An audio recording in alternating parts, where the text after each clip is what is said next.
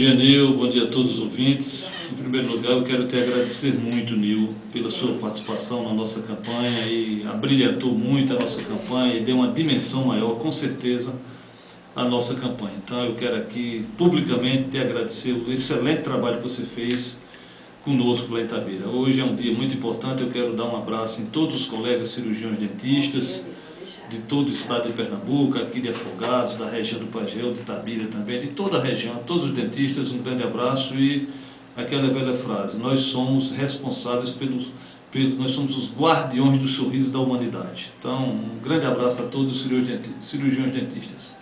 Em relação à campanha de Itabira, não houve, dos últimos 15 dias da eleição, nós sabíamos provavelmente que o resultado seria esse. Primeiro, porque foi constatado em loco, foi constatado porta a porta a grande rejeição que o prefeito tinha. Isso era uma coisa que nós observávamos. E depois houve uma competência, não resta dúvida que foi uma competência maléfica, perversa, não é, assim, sórdida em relação à minha campanha, como ontem. Ontem eu assisti o Anchieta Santos e o vereador Tadeu Sampaio reclamando imensamente da perseguição sórdida que tinha recebido a campanha dele, que ele não chegou a obter nem 300 votos lá em Itabira, estava no 4º mandato. E eu fiquei refletindo, assim, ouvindo a entrevista e refletindo, imagine se ele tivesse passado metade das perseguições que nós passamos, perversas perseguições. Então, não teve nada de Viola conquistando voto lá, essa história é mistificação, não tem nada de Viola conquistando voto, o que conquistou voto foi muito dinheiro realmente, entendeu? Então nós percebemos, e como eu disse anteriormente, foi muita inteligência, não obstante uma inteligência perversa, mas foi inteligência. Então eles, como existia um altíssimo índice de rejeição do prefeito, eles foram atrás dos meus votos, evidentemente. Onde tinha voto de Marcílio, não se sabe como se reverteram aquilo ali. Agora, não foi através de Vesta nem de Viola que se conquistou essa eleição, foi através de outros recursos. E isso com a participação do próprio Sebastião? Olha, eu não posso fazer nenhuma afirmativa porque eu não presenciei nada. As pessoas que me dizem, e também o número de pessoas, né, que pularam de lado, vamos dizer assim. Aquelas pessoas, eu quero aqui agradecer imensamente às 553 pessoas que foram fiéis àquele projeto de renovação em Itabira, que queriam renovação verdadeiramente e que me foram fiéis.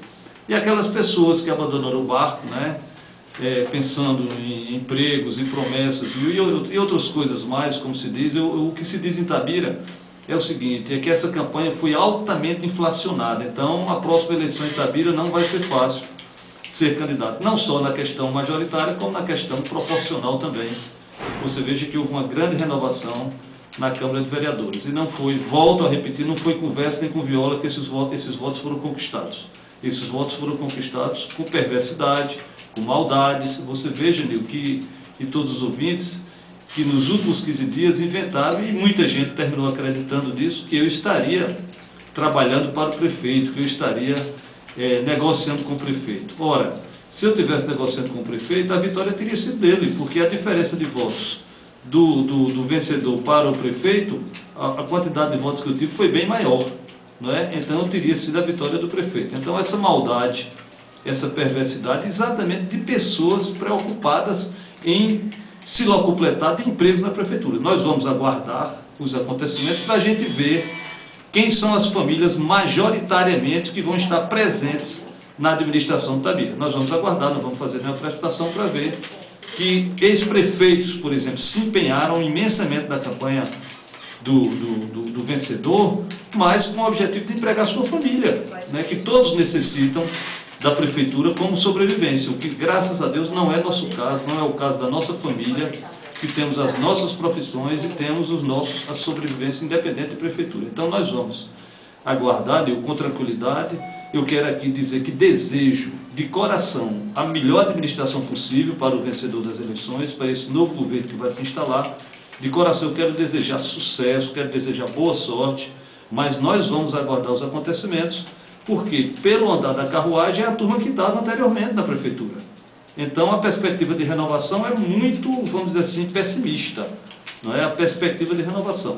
Então, ou seja, o senhor não acredita que Sebastião Dias consiga dar rumo próprio ao governo? Segundo as informações, inclusive ele mudou de opinião já, né? Que diz que agora vai consultar 2 ex-prefeitos para compor o secretariado e para compor os funcionários da prefeitura. Então, tudo leva a crer, né? A princípio, né? Mas eu quero repetir aqui, nós vamos aguardar os acontecimentos para poder comentar posteriormente.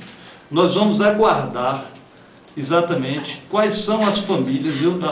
A conversa lá em Itabira é que vai ter família que vai ter 6, 7 empregos, 8 empregos, e vai ter gente que não vai ter direito a um. Então nós vamos aguardar para ver se o filme vai ser repetido ou não. Eu quero acreditar que isso não venha acontecer. Gostaria que isso não viesse a acontecer. Mas a perspectiva é de locupletação de cargos com 2 famílias lá exercendo a grande presença dentro da administração pública de Itabira, a partir de 2013. Quanto à sua votação, o senhor, obviamente, se falava que o senhor esperava marcar a posição com a terceira via, mas certamente uma votação maior do que a que obteve. Como é que o senhor avalia o número real de votos que o senhor teve e a sua perspectiva? Eu avalio que foi normal, foi boa a votação que eu tive dentro das circunstâncias que aconteceram, né? Dentro do que aconteceu, acho que foi boa. Para você ter uma ideia, Nilo, veja, Afogados da Engazeira tem um percentual de votos bem maior do que Itabira.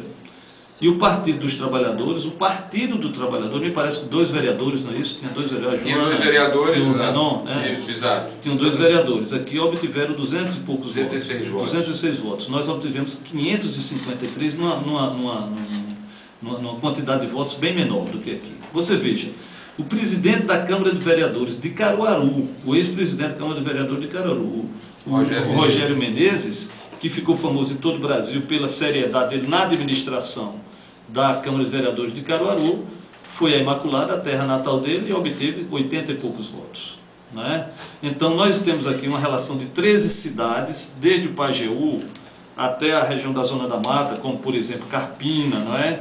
Nós tivemos Floresta, Petrolândia, aqui Afogados da Engazeira, Cabo de Santo Agostinho, que é vizinho ao Recife, não é?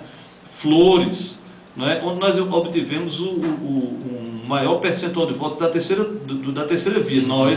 A candidatura de Marcílio Pires obteve sobre todas as cidades. Nós só perdemos, que nos consta, a terceira via para São José do Belmonte, onde a terceira via teve um percentual de votos maior. Mas nós fomos a terceira via mais votada na grande maioria das cidades do interior de Pernambuco. Inclusive, chegar até Cabo de Santo Agostinho, nós vencemos, percentualmente falando. Então eu estou muito satisfeito.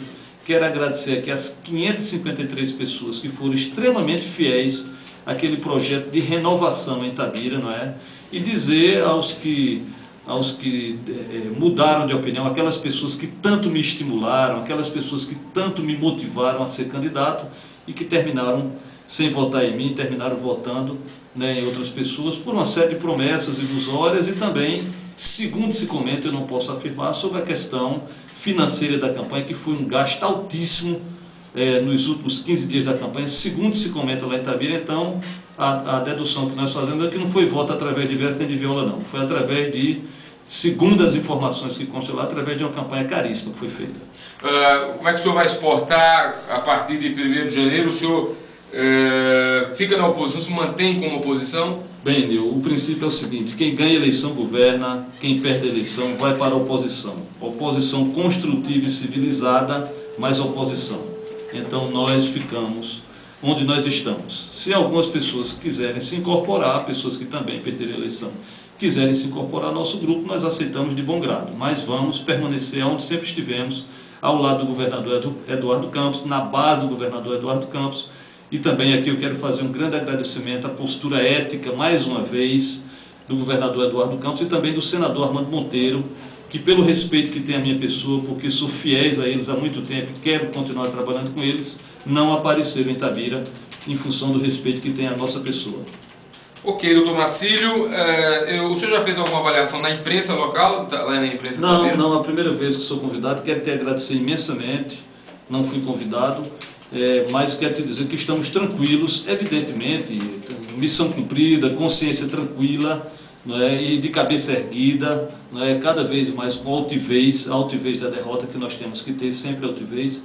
Mas dizer o seguinte: existe um momento de tristeza, logicamente que eu sou humano e tenho momentos de tristeza por tudo isso, porque essa tristeza ela é baseada naquelas pessoas que tanto me estimularam, né? Pessoas vamos dizer assim, da alta sociedade de Itabira, pessoas da baixa sociedade, aquela heterogeneidade de Itabira todinha.